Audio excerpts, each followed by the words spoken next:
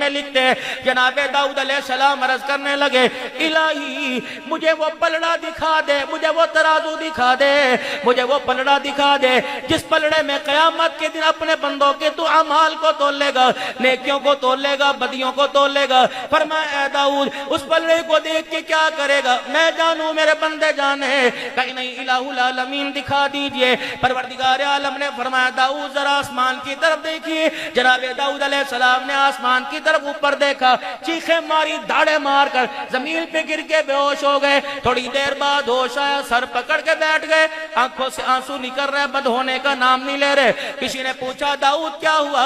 کہنے لگے پتہ اس ترازو کا پلڑا اتنا بڑا ہے، اس کے پندے کے سائے نے مشرق سے مغرب کو چھپا کر رکھ دیا۔ کون سی نماز بھرے نہ کون سی نماز میرے عزیزو اللہ اکبر اس پلڑے کو بھرے گی، کون سا روزہ بھرے گا، کون سی نیکیاں بھرے گی؟ یہ نماز